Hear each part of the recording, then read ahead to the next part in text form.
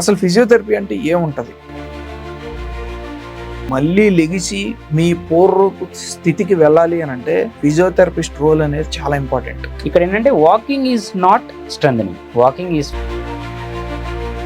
So నేను already exercises చేస్తున్నానండి, నాకు యూట్యూబ్లో ఉన్నాయి, చూశాను, నేను చూసి చేస్తున్నాను. బట్ అది ఎప్పుడు చేయాలి?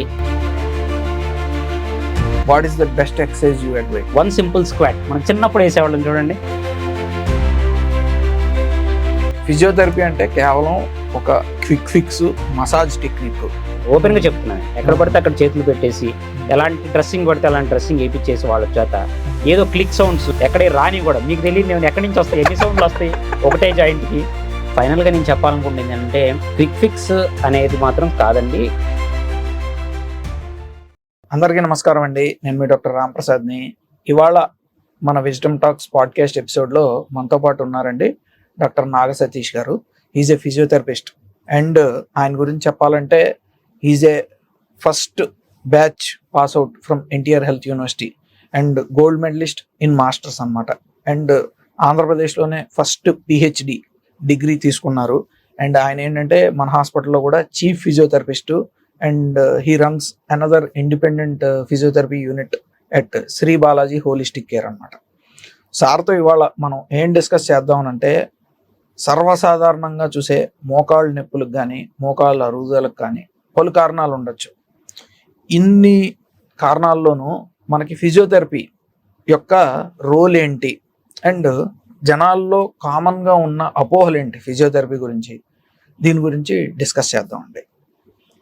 Doctor Naga Satish, welcome to the podcast. Thank you so much అండి. I would really happy and thank you for inviting me to this podcast. So మీరు లాస్ట్ 4-5 years నుంచి నాకు తెలిసి ఈ సోషల్ మీడియా ఛానల్స్లో చాలా ఎంతో నాలెడ్జ్ని ఎస్పెషల్లీ ఆర్థోపెడిక్కి సంబంధించి ఒక కామన్ మ్యాన్కి ఉండే సమస్యలు తెలుసుకోవటం, వాళ్ళకి పూర్తి స్థాయి అవగాహన కలగటం, ఏ స్టేజ్లో ఒక ఆర్థోపెడిక్ సర్జన్ని కలవాలి, ఎంత అవసరం, ఏది ఎలా తీసుకోవాలి అనే దాని గురించి మీరు చాలా క్లియర్గా ఇన్ని సంవత్సరాల నుంచి ఎక్స్ప్లెయిన్ చేస్తూ వస్తున్నారు. And I really grateful for to be the part of this today. Thank you Satish. Actually Naga Satish గారి గురించి నేను ఇంకొక పాయింట్ యాడ్ చేయాలి. ఎందుకంటే ఆయన ఫిజియోథెరపీ డాక్టర్ అయ్యుండి కూడా ఒక కంటిన్యూస్ లెర్నింగ్ ప్రాసెస్కి నిబద్ధుడు అనమాట. అంటే నేను ఎప్పుడు కూడా మా డాక్టర్స్ కమ్యూనిటీలోనే కాన్ఫరెన్స్కి వెళ్ళటం ఇట్లా చూస్తూ ఉంటాను. అంటే కంటిన్యూస్ లెర్నింగ్ అనేది ఫిజియోథెరపీలో చాలా తక్కువ మందిని. And one of them is doctor Satish అనమాట. అంటే ప్రతి సంవత్సరం కానీ 2 సంవత్సరాలు కానీ ఏదో కాన్ఫరెన్స్కి వెళ్ళి నాకు అన్న ఇది కొత్తగా కాన్ఫరెన్స్లో చెప్పారు ఈ ఫిజియోథెరపీ ట్రీట్మెంట్ గురించి, దీని గురించి మనం ట్రై చేయాలి, ఇది చేయాలి, అది చేయాలి. అండ్ ఆ డిస్కషన్స్ ఎప్పుడు కూడా they provided more value to me personally. So being a physiotherapist also ఆ కంటిన్యూస్ లెర్నింగ్ అనేది దానివల్లే మీరు ఈరోజు ఇలా ఉన్నారని చెప్పి నేను భావిస్తున్నాను. ఎగ్జాక్ట్లీ. మా గురుగారు ఒక ఆయన అంటారు, physiotherapist know the surgeons language and should be able to speak the surgeons language. Okay. ఎందుకంటే మీరు చేసే ప్రతి సర్జరీ మాకు క్లియర్ గా తెలిస్తేనే మేము ప్రీ ఆప్ కానీ పోస్ట్ ఆప్ కానీ దాన్ని రిహాబ్ గురించి ప్రాపర్ గా ప్లాన్ చేయగలుగుతాం. ఎందుకంటే దాని యొక్క సక్సెస్ ఏదైతే ఉందో మీ నోట్లో మేము తెలుసుకున్నప్పుడు, మీ నోట్ ద్వారా తెలుసుకున్నప్పుడు ఆ పేషెంట్ కి మనం 100% న్యాయం చేయగలుగుతాం రికవరీలో. ఎందుకంటే ఇది మీరు చెప్పిన పాయింట్ చాలా వ్యాలిడ్. ఒక సర్జరీకి ఒక నీ రీప్లేస్మెంట్ అయినా, లేకపోతే ఏసీఎల్ రీకన్స్ట్రక్షన్ అయినా, లేదంటే హిప్ రీప్లేస్మెంట్ అయినా, ఒక ఫ్రాక్చర్ సింపుల్ ఫ్రాక్చర్ ఫిక్స్ చేసినా నేను పేషెంట్స్ ఒకటే మాట చెప్తా, అమ్మా నా పని ఆపరేషన్ థియేటర్లో 40 నిమిషాలు 45 నిమిషాలు అయిపోయింది. దాని తర్వాత ఒక రౌండ్స్కి వచ్చినప్పుడు ఒక 2-3 నిమిషాలు ముచ్చట్లు చెప్తాను, తర్వాత మొత్తం గంటలో అయిపోతుంది. నాకు మీకు ఇంటరాక్షన్ అంతే. కాకపోతే మీరు మళ్ళీ లెగిసి మీ పూర్వపు స్థితికి వెళ్ళాలి అని అంటే ఫిజియోథెరపిస్ట్ రోల్ అనేది చాలా ఇంపార్టెంట్. దట్ ఈస్ వేర్ అంటే మేము as main pillar of treatment protocol ఉన్నా సరే ఫిజియోథెరపిస్ట్ ఐ బిలీవ్ 70% రోల్ ఫిజియోథెరపీలో ఉంటుంది. థ్యాంక్ యూ సో మచ్ అండి for recognising the physiotherapist and the role of physiotherapy in helping the patient for in the path of their recovery.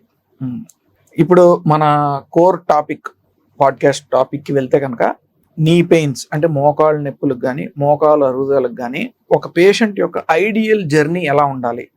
ఎందుకంటే ఈ నీ pains ట్రీట్మెంట్కి అంటే మనకి ఇప్పుడు అవైలబుల్ పాపులేషన్ లో డాక్టర్స్ చూస్తున్నారు, ఫిజియోథెరపిస్టులు చూస్తున్నారు, విలేజ్ లో ఆర్ఎంపీలు చూస్తున్నారు.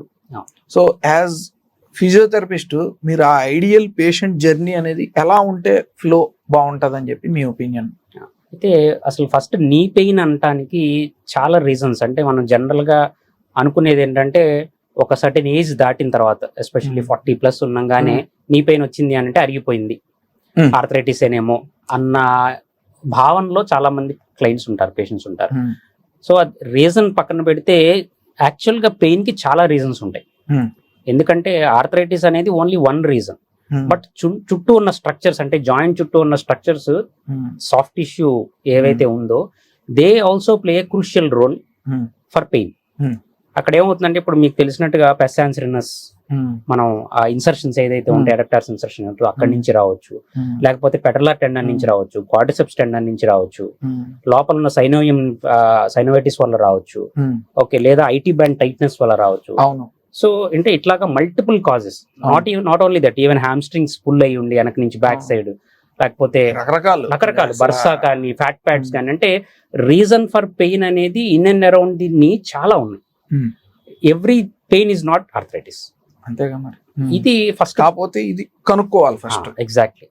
అంటే ఫిజియోథెరపిస్ట్ పర్స్పెక్టివ్ వ్యూలో నేను చేసేది ఏంటంటే ఒక కూస్ ప్రోటోకాల్ అని మీరు కూడా వినే ఉంటారు, నీ injury and osteo arthritis scoring అని ఉంటుంది, అవుట్కమ్ స్కోర్. దీంట్లో ఏంటంటే ఇవాల్యుయేట్ చేసుకునేటప్పుడు మనం పేషెంట్ ని ఫస్ట్ పెయిన్ గురించి, తర్వాత వాళ్ళ యొక్క సిమ్టమ్స్, అంటే పెయిన్ ఏ టైంలో వస్తుంది, ఎలా ఉంది, ఎంత సివియర్ గా ఉంది, ఎంత ఫ్రీక్వెంట్ గా వస్తుంది. సిమ్టమ్స్ కి వచ్చేటప్పటికి స్వెల్లింగ్ ఏమన్నా కూడా ఉందా, క్రిపిటస్ ఏమన్నా ఫీల్ అవుతున్నారా, సో ఇట్లాంటి ఫ్యాక్టర్స్ కొన్ని. నెక్స్ట్ ఏడియల్ యాక్టివిటీస్, అంటే యాక్టివిటీస్ ఆఫ్ డైలీ లివింగ్ లో చేసే వర్క్స్, అంటే ఫర్ ఎగ్జాంపుల్ కార్ ఎక్కుతున్నారు, దిగుతున్నారు, స్టెప్స్ ఎక్కుతున్నారు, దిగుతున్నారు, పడుకొని లెగుస్తున్నారు, పడుకున్నప్పుడు ఉంటుందా, లేదా లేసేటప్పుడు స్టిఫ్నెస్ ఉందా. సో ఇట్లాంటివన్నీ కూడా అంటే యాక్టివిటీస్ ఆఫ్ డైలీ లివింగ్ లో వాళ్ళకి వచ్చే పెయిన్ కానీ అయితే డిస్కంఫర్ట్ కానీ ఎప్పుడు ఉంది. Next sports and recreational activities, ఈ టైంలో అంటే మనకి రన్నింగ్, జాగింగ్, ఓకే, క్లైంబింగ్, లేకపోతే twisting and turning and cutting and pivoting movements ఏమైతే ఉన్నాయో ఆ టైమ్స్ లో పెయిన్ వస్తుందా. అండ్ క్వాలిటీ ఆఫ్ లైఫ్ ఎలా ఎఫెక్ట్ అవుతుంది అంటే, ఇప్పుడు ఫర్ ఎగ్జాంపుల్ ఒక అపరెన్షన్ ఉంటుంది, పెయిన్ రావడం స్టార్ట్ అవ్వగానే వాళ్ళ యొక్క వర్క్ రిలేటెడ్ గా వాళ్ళు ఆటోమేటిక్ గా వాళ్ళ వెళ్ళబుద్ధి కావట్లేదు, వర్క్ చేయబుద్ధి కావట్లేదు, ఎక్కువసేపు నుంచోవాల్సిన వర్క్ ఉంది, అంటే వాళ్ళ యొక్క వర్క్ ఎంతవరకు హ్యాంపర్ అవుతుంది. ఇవన్నీ మీరు ఫస్ట్ ఒక పేషెంట్ దగ్గర ఎవాల్యుయేట్ చేస్తారు. మీరు చెప్పేది అది. ఇదంతా కూడా ఏంటంటే ఒక ముందు అంటే ఫస్ట్ క్వశ్చనర్ అఫ్ కోర్స్. అంటే ఈ మీరు చెప్పిన పాయింట్స్ యాక్చువల్లీ మేము కూడా హిస్టరీలో సేమ్ కనుక్కుంటాము, బట్ వీ ఫోకస్ మోర్ అంటే యాజ్ ఆర్థోపెడిక్ సర్జన్స్ ఫస్ట్ అసలు పెథాలజీ ఏంటి, ఇది ఎక్కడి నుంచి వస్తుంది అని కనుక్కున్న తర్వాత మనం ప్రిస్క్రిప్షన్ లో అదే ఎక్స్రే కానీ ఎంఆర్ఐ కానీ తీయించిన తర్వాత ఆ డయాగ్నోసిస్ అనేది మీకు ప్రొవైడ్ చేయడంలో మేము ఫస్ట్ రోల్ అని నేను బిలీవ్ చేస్తాను. దాని తర్వాత we prescribe medicine, along with physical therapy. So ఈ ఫిజియోథెరపీ అని అంటే ఇది యాక్చువల్లీ ఒక పెద్ద బ్రాడ్ టర్మ్ ఫిజియోథెరపీ. అసలు ఫిజియోథెరపీ అంటే ఏముంటది? ఎక్సర్సైజులు చేయటమా, లేకపోతే మిషన్లు వాడి దాన్ని నొప్పులు తగ్గించటమా, అసలు ఏంటి? అంటే what do you feel exactly physiotherapy? ఎప్పుడైతే మీరు బీయింగ్ అన్ ఆర్థోపెడిక్ సర్జన్, మీరు ఎప్పుడైతే డయాగ్నోసిస్ కంప్లీట్ గా చేసి ఒక రూట్ కాజ్ ఏంటనేది డిసైడ్ చేసుకుని ఒక ఫిజియోని పంపించిన తర్వాత, సో ఫిజియో యొక్క రోల్ ఎట్లా ఉంటదంటే మూమెంట్ రెస్ట్రిక్షన్ ఏమన్నా ఉందా, ప్రాబ్లమ్, ఓకే, పెయిన్ ఎంతవరకు ఉంది, అసోసియేటెడ్ ఇన్ఫ్లమేషన్ ఏమన్నా ఉందా, అండ్ నేను చెప్పినట్టు కొన్ని క్రైటీరియా, అంటే వాళ్ళు ఏం చేయగలుగుతున్నారు, ఏం చేయలేకపోతున్నారు. Somebody is unable to SIT, ఈ లెవెల్లో కూర్చోలేకపోతున్నాం, ఓకే, లేకపోతే స్టెప్స్ ఎక్కడం దిగటం చేయలేకపోతున్నాం, అంటే వాళ్ళ యొక్క యాక్టివిటీ ఓరియంటెడ్ గా ఏం చేయగలుగుతున్నారు, చేయలేకపోతున్నారు అనేది కూడా తెలుసుకున్నాక, అసెస్మెంట్ అయిన తర్వాత దెన్ వాళ్ళకి ఆప్షన్స్ లో ఏంటంటే చాలా మంది ఏమనుకుంటారంటే ఎక్సర్సైజ్ లో కూడా నేను చూసిన చాలా మంది ఏంటంటే క్వాడ్రిసెప్స్ ఎక్సర్సైజ్ చేస్తే చాలు. ఆ simple quadriceps exercise is not the only solution చాలా వాటిలో. ఎందుకంటే నీ జాయింట్ ఓన్లీ క్వాడ్రిసెప్స్ మీద ఒక్కదాని మీదే డిపెండ్ అయి ఉండదు. Even calf, hamstrings, internal other structures exactly, hip ఉన్న muscles, glutes and even foot. So we have to take the whole scenario. అంటే వాళ్ళకి అలైన్మెంట్ ఎట్లా ఉంది, వారస్ వాల్గస్ డిఫార్మిటీస్ చూసుకుంటాం, ఈ ఫంక్షనల్ లైన్ ఎలా ఉందనేది చూసుకుంటాం, గ్రావిటీ ఎట్లా ఉందని చూసుకుంటాం, అంటే ఫోర్స్ ప్రెషర్ ఎక్కడ పడుతుంది, లైన్ ఆఫ్ గ్రావిటీ ఎట్లా పాస్ అవుతుంది, ఇన్ అలైన్మెంట్ ఉందా లేదా. సో ఇవి చూసుకున్న తర్వాత పెయిన్ మేనేజ్మెంట్ కి అయితే కొంత ఎక్విప్మెంట్ యూజ్ చేస్తాం. ఒకప్పుడు లాగా చాలా మంది ఏంటంటే పూర్వకాలంలో కరెంట్ పెడతారు. అంటే ఈ కరెంట్ అనే దానికి మొడాలిటీస్ చాలా ఉన్నాయి, మిషన్లు చాలా ఉన్నాయి. అవును. అంటే నేను కూడా రాస్తాను, అల్ట్రాసౌండ్ పెట్టండి అని, టెన్స్ పెట్టండి అని. మీ బుక్స్ ఆర్థోపెడిక్ బుక్స్ అన్నిట్లో కూడా అవి మెన్షన్ చేస్తుంటాయి. అంటే as a part of treatment లో ఫస్ట్ కన్జర్వేటివ్ మేనేజ్మెంట్, తర్వాత surgical intervention and last physiotherapy. So దాంట్లో కూడా వ్యాక్స్ పెట్టండి, వ్యాక్స్, షార్ట్ వేవ్, అల్ట్రాసౌండ్, ఈ మెషిన్లు. సరే, ఈ ఫిజియోథెరపీ మెషిన్ గురించి మాట్లాడుకుందాం. ఫస్ట్ ఈ టెన్స్, అల్ట్రాసౌండ్, ఐఎఫ్టి, ఈ క్రయో, ఇవన్నీ ఉన్నాయి కదా, ఏంటి అసలు, how do they work and ఇన్ని సపరేట్ మెషిన్లు ఎందుకు పెట్టారు? ఎగ్జాక్ట్లీ. సో అంటే ఇవి మెషిన్స్ ఒక్కొక్క దానికి ఒక్కొక్క సిగ్నిఫికెంట్ ఫంక్షన్స్ ఉన్నాయి. సో అంటే పెయిన్ మాడ్యులేషన్, ఏదైతే ఆ పెయిన్ కలిగించే స్ట్రక్చర్స్ కావచ్చు, ఇన్ఫ్లమేషన్ కావచ్చు, మీరు ఎట్లయితే అనల్జెసిక్స్, యాంటీ ఇన్ఫ్లమేటరీస్ ఇవన్నీ ఎలా అయితే ప్రిస్క్రైబ్ చేసి దాంతో పాటు అడ్జాయింట్ గా జాయింట్ స్ట్రెంత్ కోసం మీరు డిఫరెంట్ ఫార్మస్యూటికల్ ప్రిపరేషన్స్ ఎలా ఇస్తారో, ఇక్కడ ఏమవుతుందంటే ఫిజికల్ ఏజెంట్స్ అనమాట. ఇవి ఫిజికల్ ఏజెంట్స్ అంటే డైరెక్ట్ గా మనం ఆ పర్టికులర్ గా లోకల్ గా వర్క్ చేయడం కోసం. సో వాటిలో ఉండే వేవ్ లెన్స్, ఫ్రీక్వెన్సీస్ చేంజ్ అవుతూ ఉంటాయి. ఓకే. సో ఇప్పుడు టెన్స్ కానివ్వండి, ఇంటర్ఫరెన్షియల్ థెరపీ కానివ్వండి, ఇట్లా ఇప్పుడు చాలా కరెంట్స్ వచ్చినాయి. Russian currents, tecar, matrix, even laser. ఒకప్పుడు కోల్డ్ లేజర్ మాత్రమే వాడేవాళ్ళు, విచ్ ఇస్ అరౌండ్ 690, 680 నానోమీటర్స్ మాత్రమే వేవ్ లెంత్ ఉండేది. ఇప్పుడు వేవ్ లెన్స్ ఆల్మోస్ట్ 30 వాట్ వరకు కూడా ఫ్రీక్వెన్సీ అండ్ వేవ్ లెన్స్ ఉన్న క్లాస్ 4 లేజర్స్ వచ్చినాయి. And they penetrate deeper to the level of the bone. So అంటే ఆ పెయిన్ యొక్క ఇంటెన్సిటీని బట్టి మనం దాన్ని సెట్ చేసుకుంటాం. అంటే బేసికల్లీ ఆ ఇంటర్నల్ హీట్ క్రియేట్ చేయటమా దీని ప్రిన్సిపల్? లేదు, laser is again it's a biomodulating device. అంటే లోపల హీల్ చేయడానికి హెల్ప్ చేస్తుంది. Not just for the pain killing, it helps to heal the local tissues, damage tissues. అంటే లేజర్ ని మనం ఓన్లీ ఆర్థోపెడిక్ ఇష్యూస్ కాకుండా వూండ్స్ లో కూడా వాడతాం. And again the wavelengths and frequency మీకు తెలుసు, ఇప్పుడు లేజర్ ఐలో వాడతారు, డెంటల్ దీంట్లో వాడతారు. సో చాలా ప్రొసీజర్స్ లో మనం లేజర్ యూజ్ చేస్తాం. బట్ క్రైటీరియా ఇక్కడ ఏంటంటే వేవ్ లెన్స్, ఫ్రీక్వెన్సీస్ డిఫర్ అవుతా ఉంటాయి మన యూసేజ్ ని బట్టి. ఇప్పుడు మీరు అల్ట్రాసౌండ్ కూడా, diagnostic ultrasound is well known, radiologist అందరూ యూజ్ చేస్తారు. బట్ కమింగ్ టు ఫిజియో, అక్కడ ఉండే అల్ట్రాసౌండ్ ఫ్రీక్వెన్సీస్, వేవ్ లెంత్ ఒక పీజో ఎలక్ట్రిక్ ఎఫెక్ట్ అనే ఒక కాన్సెప్ట్ తో ఒక ఫినామినన్ మీద వర్క్ చేస్తుంది. కాబట్టి లోకల్ గా ఉన్న టిష్యూస్, అంటే ఫర్ ఎగ్జాంపుల్ మీరు లెగమెంట్ ఇంజరీస్ ఉన్నాయి, నీ అండ్ అరౌండ్ ఏసీఎల్, ఎంసీఎల్, మీరు సర్జరీ అవసరం లేదు, అంత సివియర్ ఇది లేదని మీరు ఎప్పుడైతే ఒక ఫిజియోకి దాన్ని రిఫర్ చేస్తారో, సో ఇట్లాంటి మొడాలిటీస్ యూజ్ చేసినప్పుడు ఏమవుతుందంటే పెయిన్ డ్రాస్టిక్ గా, ఫాస్ట్ గా తగ్గడానికి పాసిబిలిటీ ఉంటుంది. అండ్ ఎప్పుడు ఎక్సర్సైజ్ చేయాలి అనేది కూడా అక్కడ ఇంపార్టెంట్. ఓకే. అంటే ఈ మెషిన్ లో ఒకటి, ఎందుకంటే చాలా మంది మా దగ్గరికి వస్తూ ఉంటారు, మీరు కూడా చూస్తూ ఉంటారు, మా ఇంటి పక్కన మోకాలు నొప్పి వచ్చిందమ్మా, మా ఇంటి దగ్గర ఫిజియోథెరపిస్ట్ ఉన్నాడు, కరెంట్ పెట్టాడు, తగ్గిపోతుందని. కానీ ఒక్క మాట కూడా చెప్పరు, మాకు ఎక్సర్సైజెస్ చెప్పారండి, ఎక్సర్సైజులు చేయాలని అని. బట్ ఐ బిలీవ్ ఏంటంటే exercises also play a crucial role. Arthritis ఏదన్నా సరే, ఆర్థరైటిస్ కి ఏ కారణమైనా అంటే, ఇన్ఫ్లమేషన్ అయినా, మెకానికల్ పెయిన్ అయినా, exercise also plays a crucial role. అది అయితే ఎక్సర్సైజ్ కూడా ఏంటంటే కస్టమైజ్ చేయడం ఇంపార్టెంట్. అంటే నేను బిలీవ్ చేసేది ఏంటంటే క్రైటీరియా బేస్డ్. అంటే ఆ పర్టికులర్ పర్సన్ ఇండివిజువల్ గా ఉన్న సఫరింగ్ ని బట్టి, ప్రాబ్లమ్ ని బట్టి మనం ఎక్సర్సైజ్ చేయాలి. As you know, quadriceps is the first muscle to get atrophied in the whole body within a week. అంటే స్టడీస్ ఆర్ డాక్యుమెంటేషన్స్ ఏం చెప్తున్నాయి అంటే, just within a span of 1 week మనం గనక మూమెంట్ ని restrict చేసి పెడితే, it starts showing its atrophic results. అంటే మజిల్ మాస్. ఎగ్జాంపుల్ నేను చెప్తాను, నాకు ఏసీఎల్ సర్జరీ అయింది కదా. నాకు ఏసీఎల్ సర్జరీ అయినప్పుడు టార్నికే వేస్తాం కదా. టార్నికే అంటే ఆ మిషన్ వేసి బ్లడ్ ఫ్లో కాకుండా చూస్తాం. ఆ 2 hours వేసిన టార్నికేకే నాకు తర్వాత రోజుకి నాకు చాలా మార్పు కనిపించింది.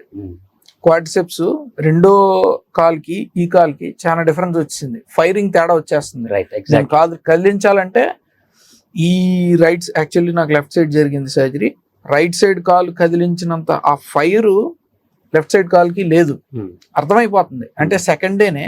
అండ్ నేను లెగ్సి నడవటం మొదలు పెట్టాక మీరు చెప్పినట్టు విత్ ఇన్ 1 వీకే లెగ్ యొక్క డయామీటర్ చేంజ్ వచ్చేసి సిగ్నిఫికెంట్ గా గ్రిత్ మెజర్మెంట్ మనం తీసుకున్నా కూడా విత్ ఇన్ 14 days మనకి స్టడీస్ చెప్తున్నాయి క్లియర్ గా. Within 14 days will see the girth measurement difference, visible difference. And మళ్ళీ అది నాకు రావడానికి 3-4 years పట్టింది. మళ్ళీ ఎక్సర్సైజ్ చేసి అన్ని రకరకాల మన ప్రయత్నం చేస్తే. So okay, it's the main muscle. Exactly. So దీంతో పాటు ఏంటంటే మనకి ప్రతి మజిల్ వీక్ అవటం వల్లే ప్రాబ్లం రాదు. ఇంకొకటి మనం గమనించాల్సింది ఏంటంటే there may be weak structures, there may be tight structures as well. Okay. So tight గా ఉన్న వాటిని మనం రిలీజ్ చేయాలి, వీక్ గా ఉన్న వాటిని స్ట్రెంగ్ చేయాలి. అంటే you mean strengthening exercises, stretching exercise. వీటితో పాటు నెక్స్ట్ స్టెబిలిటీ. ఓకే. నీ యొక్క స్టెబిలిటీ కూడా ఇంపార్టెంట్. అంటే ఇప్పుడు ఫర్ ఎగ్జాంపుల్ ఐటీ బ్యాండ్ ఉంది. ఐటీ బ్యాండ్ మనకి ఏంటంటే this becomes very tight in many people. మీరు రెగ్యులర్ గా చూసే పెటల్లా ఫెమరల్ సిండ్రోమ్స్, కాండ్రోమలేషియా పెటల్లా, సో ఇవన్నీ కూడా ఏమవుతుందంటే మేజర్ గా ఐటీ బ్యాండ్ టైట్నెస్. ఓకే. ఇదేం చేస్తుందంటే పక్కకు పుల్ చేస్తుంది. పెటల్లా అని ఆ ట్రాక్లియాలో లేకుండా మాల్ ట్రాకింగ్ అంటారు కదా. సో మాల్ ట్రాకింగ్ ఎప్పుడైతే వస్తుందో ఆటోమేటిక్ గా అండర్ సర్ఫేస్ ఎరోజన్ స్లోగా స్టార్ట్ గీక్కుంటాం. ఒకవైపు ప్రెషర్ ఎక్కువ ఉంటది, ఒకవైపు ప్రెషర్ తక్కువ ఉంటది, దాని వల్ల పెయిన్ వస్తాం. వాళ్ళు ఏంటి ఎప్పుడు స్టెప్స్ ఎక్కేటప్పుడు దిగేటప్పుడు కంప్లైంట్ చేస్తా ఉంటారు. నార్మల్ గా పెయిన్ లేకపోయినా కూడా స్టెప్స్ ఎక్కడం దిగటంలో మేజర్ కంప్లైంట్ చెప్తుంటారు. సో అట్లాంటప్పుడు ఏం చేయాలి, ఐటీ బ్యాండ్ ముందు రిలీజ్ చేసుకోవాలి. అండ్ చాలా సార్లు మీరు ఇందాక అన్నారు హిప్ కూడా ఇంపార్టెంట్ అని. సో హిప్ లో గ్లూట్స్, సో గ్లూట్స్ స్ట్రెంగ్త్ బట్టి కూడా ఈ యొక్క మెకానిక్స్ మారిపోతాయి. ఎందుకంటే బయోమెకానికల్ గా మనకి టోటల్ లింబ్ లో మనకి హిప్ మజిల్స్, గ్లూట్స్ ఇంపార్టెంటే, and in and around the knee ఇంపార్టెంటే, అండ్ యాంకిల్ యొక్క స్టెబిలిటీ కూడా ఇంపార్టెంట్. చాలా మందిలో ఫ్లాట్ ఫుట్ ఉంటది, ఏదైనా ఆల్రెడీ ప్రీవియస్ ఇంజరీస్ ఉంటాయి, లిగమెంట్ ఇంజరీస్ ఉంటాయి, యాంకిల్ స్ప్రెయిన్స్ ఉంటాయి. వీటి వల్ల ఏమవుతుందంటే మెకానిక్స్ డిస్టర్బ్ అయ్యి స్లోగా ప్రాబ్లమ్ స్టార్ట్ అవుతుంది. So we may have IT band tightness, we may have calf tightness, ఎందుకంటే ఎక్కువగా వాక్ చేసి ఎక్కువసేపు నుంచునే వాళ్ళకి అది ఉంటది. సో అట్లా అందుకని ఏంటంటే మనం ఏవి టైట్ గా ఉన్నాయి as a physiotherapist what he should understand is a structures tight గా ఉన్నాయి, ఏ స్ట్రెచింగ్ ఎక్సర్సైజెస్, దానికి స్ట్రెచింగ్స్, దీనికి స్ట్రెంథనింగ్. ఏ మజిల్ వీక్ గా ఉందని చూసుకుంటాము, దానికి స్ట్రెంథనింగ్ చేయాలి. అండ్ దీంతో పాటు మనకి బ్యాలెన్సింగ్ అని కూడా చెప్పాలి, స్టెబిలిటీ. సో ఈ స్టెబిలిటీ అండ్ ప్రాప్రియోసెప్షన్ అంటాం, అంటే జాయింట్ సెన్స్. సో ఈ joint sense neuromuscular coordination important. So ఈ జాయింట్ సెన్స్ న్యూరోమస్కులర్ కోఆర్డినేషన్ కావాలి అంటే మనం బ్యాలెన్స్ ట్రైనింగ్స్ అవి చేస్తాం.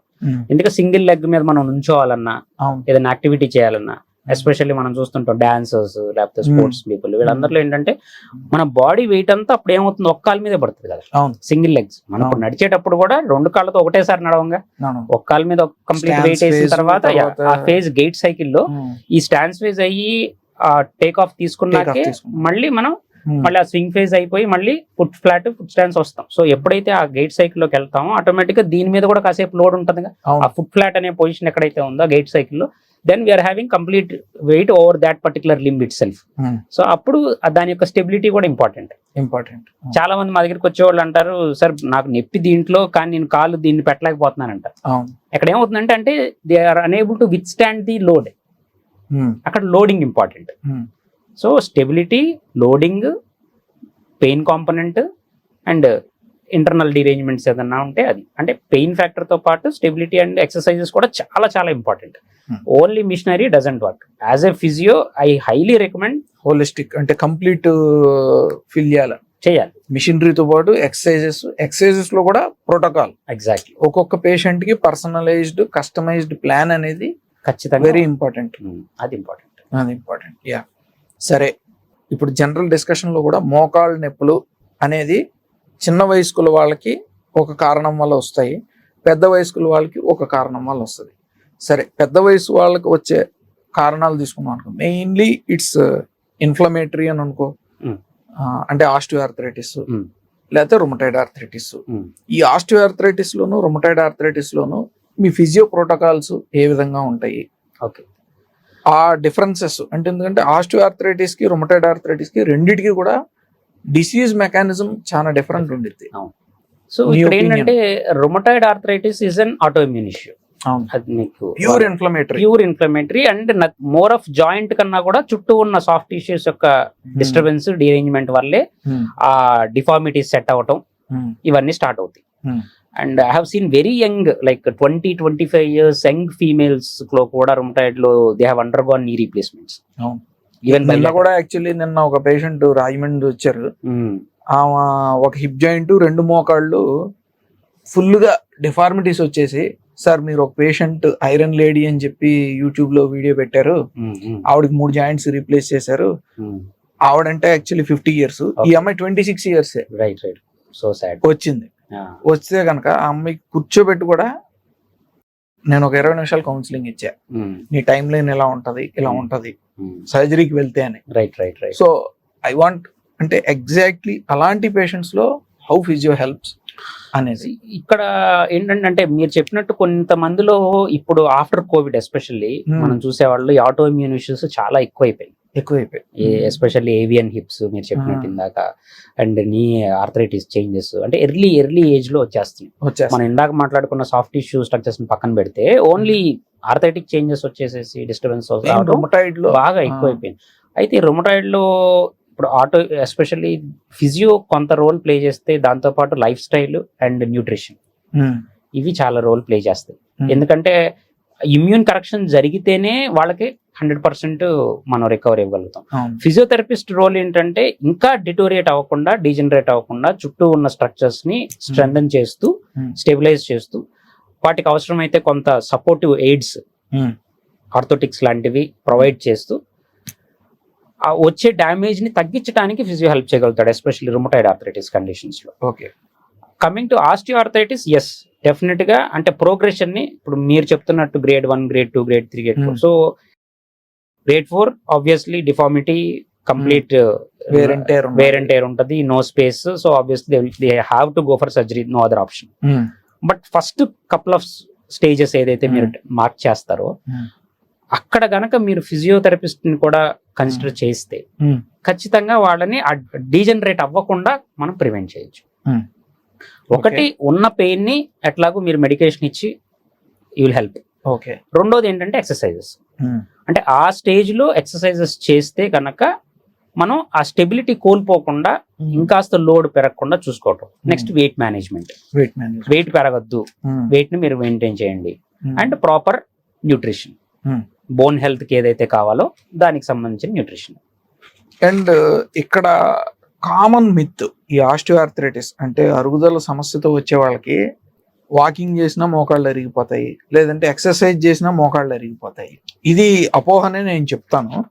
అండ్ ఎందుకంటే ఎక్సర్సైజ్ చేయకపోతే అసలు జాయింట్ కి కంప్లీట్ గా రెస్ట్ ఇచ్చేస్తాము, అండ్ కంప్లీట్ గా అది ఇందాక మీరు అన్నట్టు క్వాడ్రిసెప్స్ ఎట్రోఫీ అయిపోవడం అనేది జరిగిపోతాయి.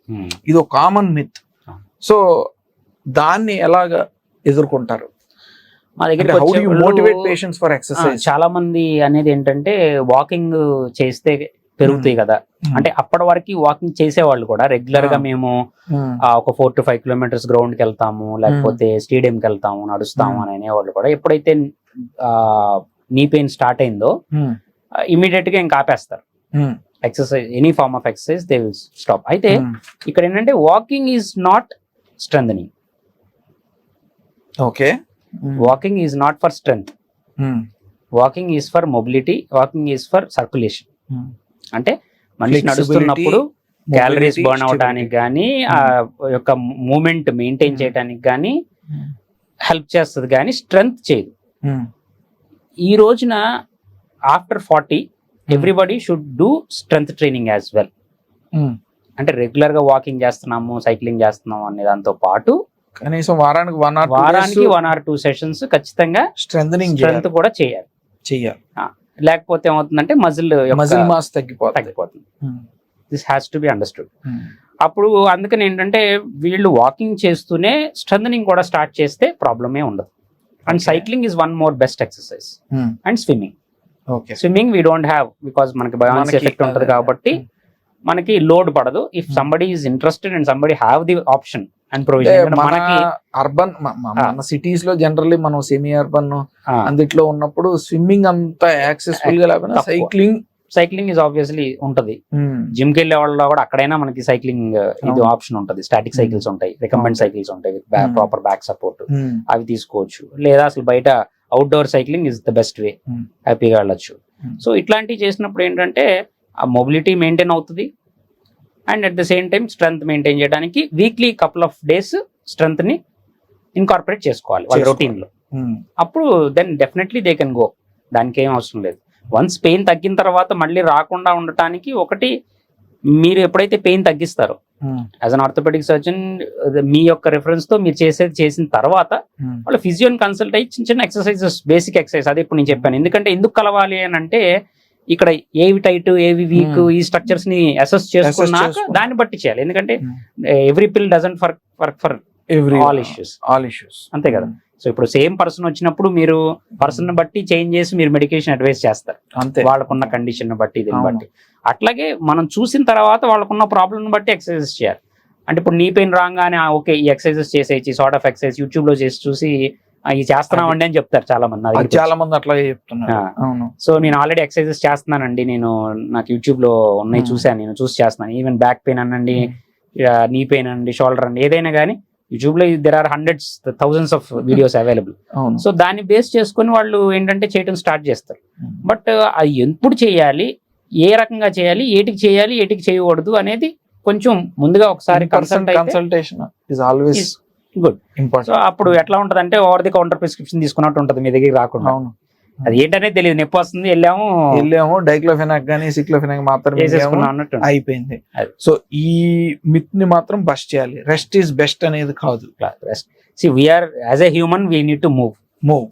సరే, మీరు అన్నారు 40 years తర్వాత మోకాళ్ళ నొప్పులకి నేమ్ మీ వన్ సింపుల్ ఎక్సర్సైజ్, ఒకటి చేస్తే కనీసం కొంతవరకు మార్పు ఉంటుంది. What is the best exercise you advice? ఇప్పుడు అందరు చెప్తున్నట్టు క్వాడ్రిసెప్స్ ఇస్ ఇంపార్టెంట్, కానీ నేను చెప్తుంది ఏంటంటే గ్లూట్స్ ఇంపార్టెంట్.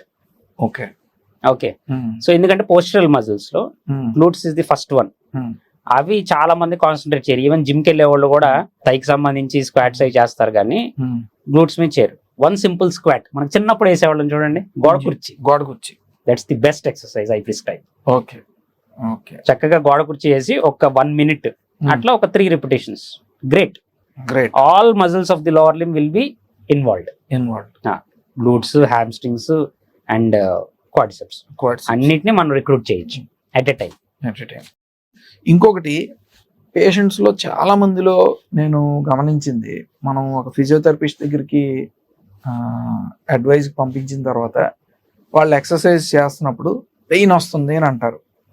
అంటే ఇది కొంత బియాండ్ టాలరెన్స్, ఎక్సర్సైజ్ చేయాలా, ఎక్సర్సైజ్ ఆపాలా, అండ్ వాట్ ఈస్ యాక్చువల్లీ, అంటే ఏ ఎక్సర్సైజ్ చేసినా may be walking, jogging exercise or strengthening exercise, stretching exercise మీరు చెప్పేవి, కానీ there is always a difference between, అంటే pain causing the tissue damage, బాగా తీవ్రంగా ఉందనుకో నొప్పి అంటే మన శరీరం ఏదో చెప్తుంది, ఏదో అక్కడ డ్యామేజ్ అవుతుంది, గుడ్. బట్ ఎక్సర్సైజ్ లో కొంత డిస్కంఫర్ట్ అనేది కూడా ఉంటుంది. ఎక్సర్సైజ్ కంఫర్టబుల్ గా ఉంటే అది ఎక్సర్సైజే కాదు. సో ఆ ఫైన్ లైన్ ఏంటి గుడ్ ఎక్సర్సైజ్ డిస్కంఫర్ట్ కి, పెయిన్ కాజింగ్ టిష్యూ డ్యామేజ్ కి? అంటే ఫిజియో అనేది ఎక్సర్సైజ్ కరెక్ట్ గా ఏ లైన్ లో వాళ్ళు బియాండ్ టాలరెన్స్ నా వల్ల కావట్లేదని ఎక్స్ట్రీమ్ పెయిన్ ఉన్నప్పుడు we don't go for exercise. ఎందుకంటే యు ఆర్ స్టిల్, అంటే మీరు ఇందాక చెప్పినట్టు మనం ఇంకా దాని మీద లోడ్ ఇస్తున్నట్టే కదా. సాఫ్ట్ టిష్యూ అనే కావచ్చు, but we're giving more load. మనం ఎక్సర్సైజ్ పరంగా అంటే స్ట్రెంత్ అన్న పేరు చెప్పి మనం చేస్తున్నప్పుడు ఇంకా ఆ పెయిన్ ని పెంచిన వాళ్ళం అవుతాం. సో అందుకని ఏంటంటే జనరల్ గా అట్లాంటి సినారియోస్ లో పెయిన్ కాంపోనెంట్ కొంతవరకు సబ్సైడ్ అయిన తర్వాత, ప్రాబబ్లీ ఇఫ్ ఈస్ కంప్లైనింగ్ మనం పెయిన్ స్కేల్ అడుగుతుంటాం, సపోజ్ 1 out of 10 లో 10 or 8 చెప్తున్నారు అనుకోండి pain. So at least it should come down to 4 or 5. So అంటే ఒక 50% ఆఫ్ ది పెయిన్ తగ్గితే then we can slowly start the exercise. It's not this ఇది. ఇక్కడ ఏంటంటే we have different exercise like eccentric training అని, isometric training అని, concentric training exercises అని, closed kinematic chain, open kinematic chain exercise. అంటే there are different patterns where we can do without pain also. అంటే muscle ని ఎక్కువ load చేయకుండా, ఎక్కువ ఇప్పుడు మూమెంట్ వస్తూ చేసామనుకోండి ఒక్కోసారి పెయిన్ ఎక్కువ ఉంటుంది. అసలు మూమెంట్ లేకుండా కూడా స్ట్రెంథెన్ చేయొచ్చు. That is what is called isometric. అంటే మనం మూవ్ చేయం, పార్ట్ మూవ్ అవ్వదు, ఎట్లా ఉందో అలాగే ఉంటది, but we will try to concentrate the muscle. So ఎప్పుడైతే ఆ పర్టికులర్ ఎక్సర్సైజ్ అలా చేస్తామో పెయిన్ లెవెల్ అంతగా అనిపించదు వాళ్ళు. సో పెయిన్ అంత ఫీల్ అవ్వకుండానే మజిల్ ని రిక్రూట్ చేయగలుగుతారు. సో అట్లాంటి ఎక్సర్సైజ్ తో స్టార్ట్ చేసి స్లోగా మనం మూమెంట్ ప్యాటర్న్స్ ని ఇంప్రూవ్ చేసుకోవచ్చు. అవకాశం ఉంటుంది. ఓకే. సో ఇంకొక అపోహ, ఫిజియోథెరపీ అంటే కేవలం ఒక quick fix massage technique, manual therapy అని ఉంది. అంటే ఇది నేను చెప్పింది కాదు, చాలా మంది నా దగ్గరికి వచ్చే పేషెంట్స్ కూడా ఈవెన్ నా దీంట్లో వచ్చే రివ్యూస్ లో ఇచ్చినా కూడా మసాజ్ బాగా చేశారు అని ఇచ్చే రివ్యూస్ ఇచ్చిన వాళ్ళు కూడా ఉన్నారు. సో ఇక్కడ ఏంటంటే అంటే మాన్యువల్ గా చేయటం వల్ల దానికి ఇక అది వాడుక భాషలో మసాజ్ అన్న పదం పడిపోయింది. బట్ స్టిల్ దాంట్లో చాలా అంటే మనం చేసే టెక్నిక్స్ లో ఇప్పుడు మాన్యువల్ థెరపీ మేము నేర్చుకునే వాటిల్లో మయోఫేషియల్ రిలీజ్, సో అంటే ఫేషియా ఏదైతే ఉందో ఆ ఫేషియల్ స్టిఫ్నెస్ టైట్నెస్ ని పోగొట్టడానికి మయోఫేషియల్ రిలీజ్ కానివ్వండి, మజిల్ ట్రిగర్ పాయింట్స్ ఎప్పుడైతే ఆ ట్రిగర్స్ ఉంటాయో వాటిని రిలీజ్ చేయడానికి డ్రై నీడ్లింగ్ అని. సో అంటే ఇట్లాంటి టెక్నిక్స్ మనం యూజ్ చేసినప్పుడు ఇన్ స్పెసిఫిక్ అక్కడ ఎక్కడైతే ప్రాబ్లం ఉందో దానికి మనం చేస్తాం. సో ఇట్స్ నాట్ అంటే చూడటానికి జనరలైజ్డ్ గా పేషెంట్ కి తెలియదు కాబట్టి మనం చేత్తో చేస్తున్నాం మసాజ్ లాగా ఉందని అన్న ఫీలింగ్ కానీ, but everything holds a proper technique and proper scientific reason behind it. అది ఉన్నప్పుడు ఏంటంటే and physiotherapist also should be equipped with that kind of knowledge. అంటే and we should explain to the client, ఎవరైతే మనకు వచ్చినారో మనం ఏం చేస్తున్నాము. ఇప్పుడు కొంతమందికి మా దగ్గరికి కైరోప్రాక్టిక్ అని ఈ వీడియోలో చూసి మా దగ్గరికి వస్తా ఉంటారు. అది ఈ వీడియోలు చాలా వైరల్ అవుతున్నాయి. అండ్ అంటే అవి చూడటానికి కూడా నాకు కొంచెం ఆక్వర్డ్ గా అనిపిస్తున్నాయి, భయానకంగా ఉంటాయి. అంటే ఇబ్బందికరంగా వాళ్ళు తీసే వీడియోస్ కూడా చాలా ఒక రకంగా అగ్లీగా రకరకాల మోడల్స్ ని పెట్టి ఇట్లా పెట్టి అంటే ఏదో వ్యూస్ కనపడాలి అన్నట్టుగా తీస్తున్నారు కానీ యాక్చువల్ రీజన్ అది జరగట్లేదు. అక్కడ పర్పస్ సర్వ్ అవ్వట్లేదు. అంటే దేనికి చేయాలి దేనికి చేయకూడదు, చేస్తే ఎంతవరకు అది యూజ్ అవుతుంది, దేంట్లో ఉపయోగపడుతుంది, ప్లస్ దాని రోల్ ఎంతవరకు అనేది తెలుసుకుని చేయాలి, అదే చెప్పాలి. ఇక్కడ ఏమవుతుందంటే ఎక్కడ పడితే అక్కడ చేతులు పెట్టేసి, ఓపెన్ గా చెప్తున్నా నేను, ఎక్కడ పడితే అక్కడ చేతులు పెట్టేసి ఎలాంటి డ్రెస్సింగ్ పడితే అలాంటి డ్రెస్సింగ్ వేయించేసి వాళ్ళ చేత ఏదో క్లిక్ సౌండ్స్ పక్క నుంచి వినిపించేసేసి ఎక్కడే రాని కూడా మీకు తెలియదు ఎక్కడి నుంచి వస్తాయి, ఎన్ని సౌండ్లు వస్తాయి ఒకటే జాయింట్ కి. ఇప్పుడు మనం చేస్తే ఒకసారి వస్తుంది, ఇంక రాదు కదా మళ్ళీ జాయింట్ పాప్స్ రావు, అంతే కదా. మళ్ళీ ఇమ్మీడియట్ గా వచ్చేస్తే వస్తుందా, రాదు కదా. కానీ ఒకటే పొజిషన్ లో అసలు అక్కడ జాయింట్ కూడా ఉండదు, కానీ సౌండ్లు మాత్రం వినిపిస్తుంటారు. అంటే జనంలో ఎవరైనా ఏది చెప్పినా నమ్ముతారన్నంత పిచ్చి అపోహ అది చూస్తారు కాబట్టి మన దగ్గరికి వచ్చేస్తారు.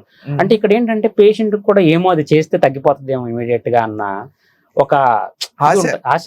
సో దాన్ని క్యాష్ చేస్తున్నారు తప్పితే యాక్చువల్ పర్పస్ అది సర్వ్ అవుతుందా లేదా, నిజంగా ఏ కండిషన్ లో యూజ్ అవుతుంది అనేది చూడట్లేదు.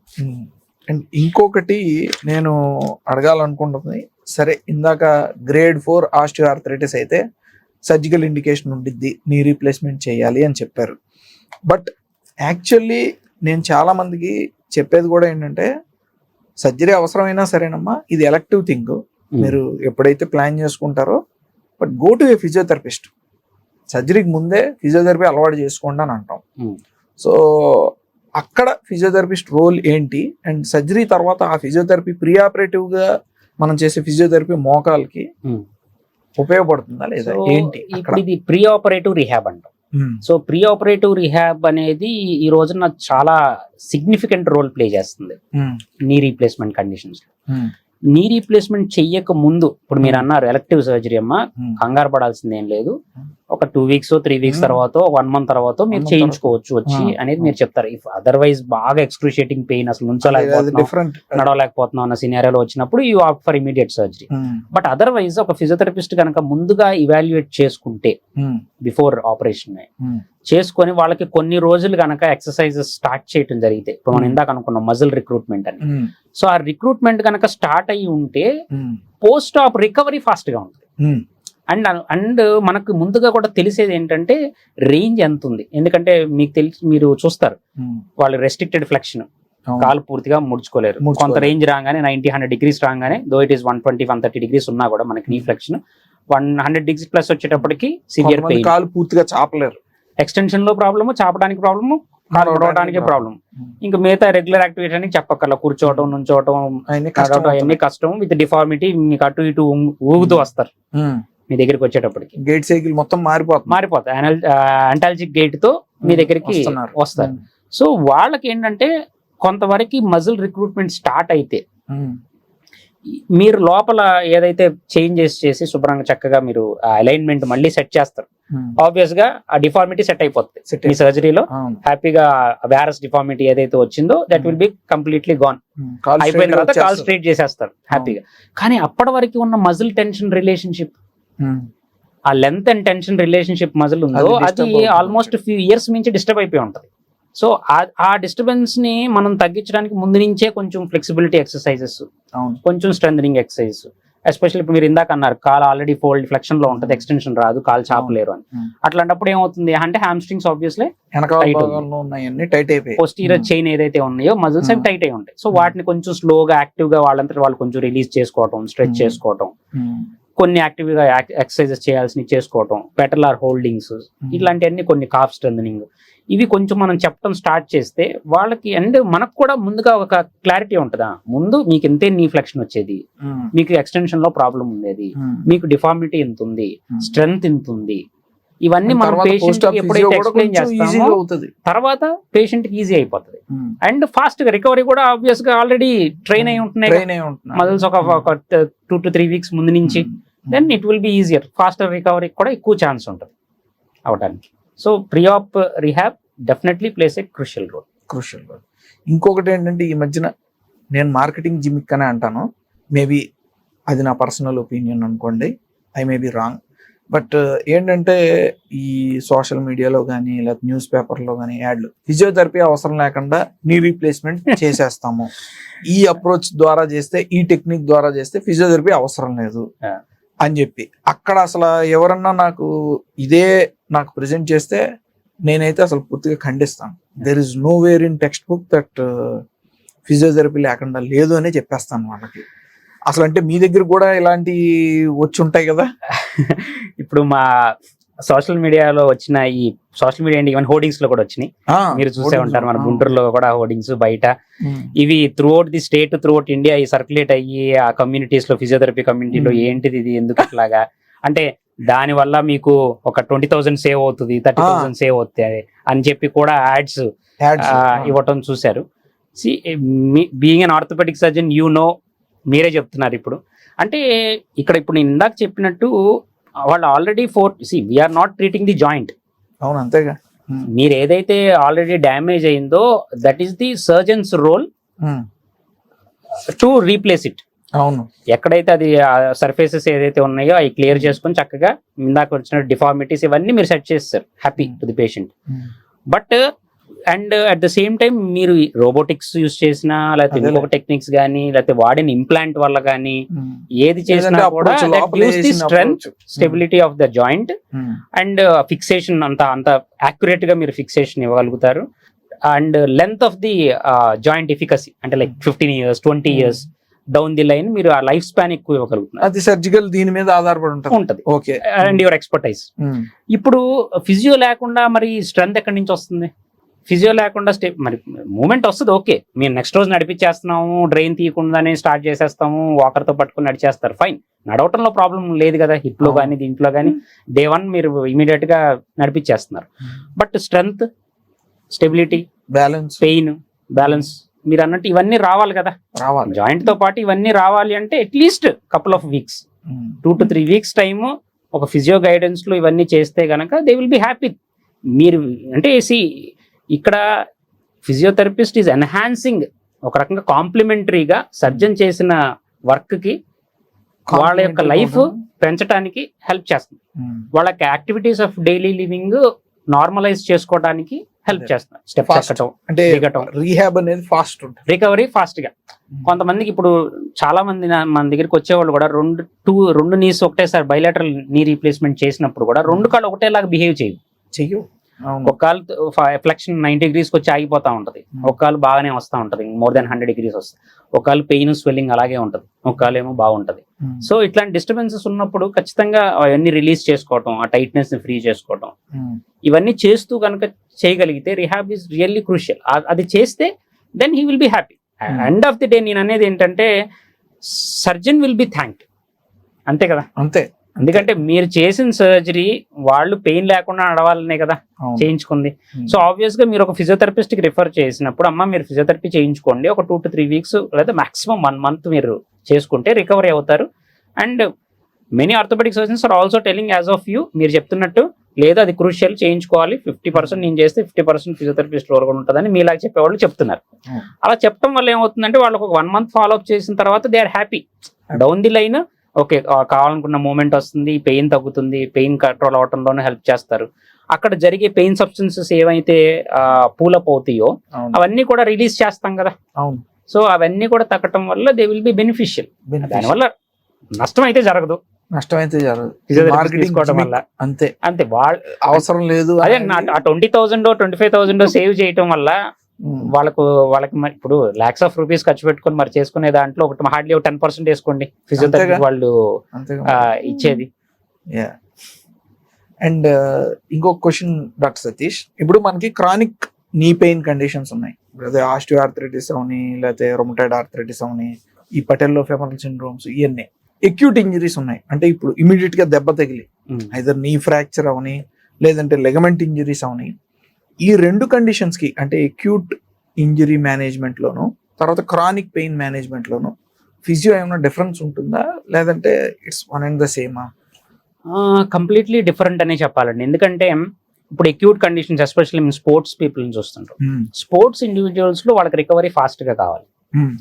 ఆన్ ఫీల్డ్ ఫిజియో చేసినప్పుడు వాళ్ళు ఇమీడియట్ గా మనకి నెక్స్ట్ గేమ్ ఆడాలి, బ్యాడ్మింటన్ కానీ క్రికెట్ కానీ what ever it is sport. So ఇట్లాంటి ఆడేటప్పుడు ఇమీడియట్ గా వాళ్ళని ఆన్ ది ఫీల్డ్ చేసినప్పుడు వాళ్ళని స్టెబిలైజ్ చేయడానికి, పెయిన్ తగ్గించడానికి icing, cold compressions and taping, so ఇట్లాంటివన్నీ చేసి స్టెబిలైజ్ చేసి ముందు గేమ్ ఆడిపించేస్తాం. ఇప్పుడు మీరు ఇందాక అన్నట్టు లిగమెంట్ ఇంజరీస్ లో వాటిల్లో అక్యూట్ ఇంజరీలో పేషెంట్ కి ఏం తెలియదు ఏం జరిగింది అనేది. వాళ్ళు చూసేది స్వెల్లింగ్ ఒకటే, స్వెల్లింగ్, కాళ్ళు మోకాలు వాసిపోయింది, ఒక సౌండ్ వచ్చి వదిలేసింది, ఇంకా అప్పటి నుంచి నడవలేకపోతున్నాం, నడిస్తే జరిగిపోతుంది అని చెప్తారు. సో కంప్లీట్ టేర్స్ లో ఈవెన్ ఫుట్బాల్ ప్లేయర్స్ లో వీళ్ళలో కూడా ఈవెన్ కంప్లీట్ టేర్ ఉండి కూడా సర్జరీ తర్వాత ఒక్కొక్కసారి సర్జరీ లేకుండా కూడా వాళ్ళు మళ్ళీ బ్యాక్ టు స్పోర్ట్కి వెళ్ళిన వాళ్ళు ఉన్నారు. రిటర్న్ బ్యాక్ టు స్పోర్ట్ అంటే. సో ఈ రిటర్న్ టు స్పోర్ట్ అనే టైం మాత్రం టైం ఫ్రేమ్ తేడా ఉంటుంది. సర్జరీ అయిన తర్వాత if they undergo for at least 3 to 6 months it will take. ఆ 3 to 6 months అనేది minimum period for rehabilitation for return back to sport. Normal walking, climbing ఇవన్నీ okay, problem లేదు. బట్ ఈ పివోటింగ్, కట్టింగ్, సో ఏవైతే అంటే స్పోర్ట్ లో మనకు తెలియకుండానే జరుగుతూ ఉంటాయో వీటిని వాళ్ళు ట్యాకిల్ చేయాలి, ఓవర్కమ్ అవ్వాలి అంటే మాత్రం ఖచ్చితంగా రీహాబ్ మినిమం 6 to 9 months కూడా పడుతుంది. స్టడీస్ 9 months కూడా పడతాయి అని చెప్తాయి. అయితే అక్యూట్ ఫేజ్ లో ఏంటంటే ముందు ఇనీషియల్ గా స్వెల్లింగ్ తగ్గడానికి రెస్ట్, నేను ఇందాక చెప్పాను ఐసోమెట్రిక్స్ అని చెప్పి, అంటే మనం మజిల్ యొక్క పవర్ లాస్ అవ్వకుండా ఉండటం కోసం కొంచెం basic exercises to prevent wasting అంతవరకు చేసుకుంటే, లేదంటే దెబ్బ తగిలినమ్మంటే వాళ్ళు రెస్ట్ తీసుకోవడం మొదలు పెట్టారంటే వాళ్ళ క్వాడ్రిసెప్స్ అనేది వేస్టింగ్ అయిపోతుంది. ఆ వాపులు తెలియదు, దాని తర్వాత వాపు తగ్గాక మాత్రం చూసుకుంటే తొడ అనేది డయామీటర్ తగ్గిపోతుంది, పరిమాణం తగ్గిపోతుంది. సో అందుకని ఏంటంటే ఆ బేసిక్ ఎక్సర్సైజెస్ కొన్ని చేస్తూ ప్రివెంట్ చేసుకొని మెడికేషన్ మీద ఉంటారు కాబట్టి మీరు ఇచ్చినట్టు, అప్పుడు then he will be happy. So once ఆ అక్యూట్ ఫేజ్ అయిన తర్వాత, ఇప్పుడు మీరు కూడా సర్జరీ ఇమీడియట్ గా చేయరు, ఎంఆర్ఐ ఇమీడియట్ గా చేయరు కదా, you will have time. So ఆ ఇన్ఫ్లమేషన్, అక్యూట్ ఇన్ఫ్లమేషన్ తగ్గిన తర్వాత body has its own healing mechanism. So ఆ ప్రాసెస్ కూడా అయిపోయి ఇంకా అదేం చేయలేకపోతుంది అనుకున్నాక దెన్ యూ స్టార్ట్ ఇంటర్వీనింగ్ ఏది జరిగిన. సో చిన్న చిన్న స్ప్రెయిన్స్ అవన్నీ అయితే కనుక అక్యూట్ ఫేజ్ లో ఫాస్ట్ గా రికవర్ అవుతుంది. అండ్ ఇప్పుడు వచ్చిన లేటెస్ట్ ఎక్విప్మెంట్ ఇందాక కూడా చెప్పాను మీకు, లేజర్ అని, మ్యాట్రిక్స్, సో ఇట్లాంటి అంటే ఈ థెరపీస్ లో ఏమవుతుందంటే ఫాస్ట్ గా హీలింగ్ కి హెల్ప్ చేస్తుంది. It's not just to reduce the pain, to heal the damage tissue. Healing కి కూడా ప్రాపర్ గా హెల్ప్ చేస్తున్నాయి. So like any other speciality in medical field, ఫిజియోథెరపీలో కూడా లాస్ట్ 20-25 years లో చాలా అడ్వాన్స్మెంట్స్ వచ్చినాయి. బుక్ లో ఉన్న ఐఎఫ్టీలు, short wave actually discarded no. Okay. ఇప్పుడు సో ఈ రీసెంట్ ట్రెండ్స్ లో వచ్చే టెక్నిక్స్, మాన్యువల్ టెక్నిక్స్ మారుతున్నాయి అండ్ ఫిజికల్ మొడాలిటీస్ మారుతున్నాయి. It's no more a current treatment. ఏదో కరెంట్ పెడుతున్నారు మాకు ఇందాక అన్నట్టు మసాజు, కరెంటు, ఈ రెండు వేగ్ టెర్మినాలజీ కాకుండా ఇది ఒక పెద్ద సైన్స్ ఉంది. So and it's developing day by day. అన్నిట్లోనూ దీంట్లోనూ రీసెర్చ్ జరుగుతుంది. ఎవిడెన్స్ ఇన్ఫార్మ్డ్ అంటే evidence based and evidence informed practice is like live గా మనం చూస్తున్నాం. మనం క్లయింట్స్ లో వచ్చే డిఫరెన్సెస్, ఆ చేంజెస్ మనం చూసి దాన్ని డాక్యుమెంట్ చేసి దాన్ని బట్టి ట్రీట్మెంట్ చేస్తున్నాం కాబట్టి we're finding good results. And chronic stage లో మీరు ఇందాక అడిగినట్టు అక్యూట్ స్టేజ్ సినారియోలో కూడా ఫిజియోథెరపిస్ట్ రోల్ ఉంటుంది అండ్ క్రానిక్ కండిషన్స్ లోనూ రోల్ ఉంటుంది. ఇప్పుడు క్రానిక్ కండిషన్స్, ఇప్పుడు పెటర్లార్ సిండ్రోమ్స్, ఇవి టేక్స్ టైం. ఈవెన్ ఫిజియోలో కూడా ఏమి ఇమీడియట్ గా అయిపోదు. అక్యూట్ కండిషన్ లో వస్తే ఫాస్ట్ గా రికవర్ వస్తుంది. క్రానిక్ కండిషన్ లో వస్తే డెఫినెట్లీ దే హ్యావ్ టు, అంటే మేము చెప్పే దాంట్లో కూడా అప్పుడు రోజు ఫిజియో చేయమని చెప్పాలి. And we don't call them every day. Chronic conditions వచ్చినప్పుడు we give space for the body to heal. అంతే, ఇమీడియట్ గా మనం ఏదో వచ్చేసేయండి, పొద్దున సాయంత్రం వచ్చేయండి, లేదా ఒక 10 రోజులు వచ్చేసేయండి తగ్గిపోద్దని మనం చెప్పలేం. ఎందుకంటే మనం కూడా ఆ పెయిన్ తగ్గడానికి, లోపల ఉన్న హీల్ అవ్వడానికి కూడా మనం టైం ఇవ్వాలి. కాబట్టి జనరల్ గా అలాంటప్పుడు we give space between the treatments, like weekly once, twice అంతే. మేబీ ఎక్స్టెండెడ్ పీరియడ్ చేయాల్సి వస్తుంది. మేబీ 2 months 3 months అవసరం పడుతుంది. బట్ ఆ స్పేస్ ఇచ్చి చేస్తాం క్రానిక్ కండిషన్స్ లో. సో అనదర్ పాయింట్ మనం డిస్కస్ చేయాలనుకుంటున్నాను. ఈ నీ బ్రేసెస్, మోకాలు నొప్పికి నీ క్యాప్స్ ఉన్నాయి, నీ బ్రేసెస్ ఉన్నాయి, రకరకాల నీ బ్రేసెస్ ఉన్నాయి. అంటే క్లుప్తంగా నీ సపోర్ట్స్ గురించి చెప్పండి. నీ సపోర్ట్కి వచ్చేటప్పటికి ఇప్పుడు చాలా బేసిక్ గా వాడుకునేది నీ క్యాప్. ఇది జస్ట్ కింద నుంచి తొడిగేసుకోవచ్చు సాక్స్ లాగా అని చెప్పి నీ క్యాప్ అని వాడతారు. అవును, అసలు ఎవరిని కన్సల్ట్ అవ్వరు. అవును, డైరెక్ట్ గా వెళ్ళి మెడికల్ షాప్ లో కొనేసుకొని అది ఓవర్ ది కౌంటర్ అవైలబుల్ కాబట్టి సపోర్ట్ ఇచ్చేస్తారని వేసుకుంటారు వితౌట్ యువర్ ప్రిస్క్రిప్షన్.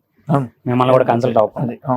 అక్కడ ఏమవుతుందంటే మనం ఇందాక అనుకున్నట్టు if it is patellar involved, fat pad syndromes, లేకపోతే బర్సైటిస్, లేకపోతే కాంట్రోమలేషియా పెటర్లానో, ఇట్లాంటి కండిషన్స్, యాంటీరియర్ నీ పెయిన్ అయితే ఏమవుతుంది, వస్తున్న పెయిన్ అయితే ఈ సాక్స్ వేసుకున్నప్పుడు ఇంకా కంప్రెస్ చేస్తాం.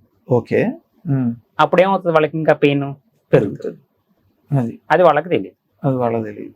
అంతే కదా, సాక్స్ వేసుకున్నాము అయినా తగ్గట్లేదు, లేదా ఎక్కువ అవుతుందా, అప్పుడు తీసి పక్కన పడేస్తారు, వేసుకున్న ఉపయోగం లేదు అని. అండ్ ఇంకా వేరే బ్రేసెస్ అంటే విత్ పెటర్లార్ హోల్ వచ్చేవి ఉంటాయి, కొంచెం సపోర్ట్ ఇస్తాయి. ఈ ఓల్డర్ పీపుల్ లైక్ 50-60 years ఎక్కువగా యాత్రలకు అది వెళ్ళేవాళ్ళు, వీళ్ళు చాలా మంది కామన్ గా వేసుకుంటారు.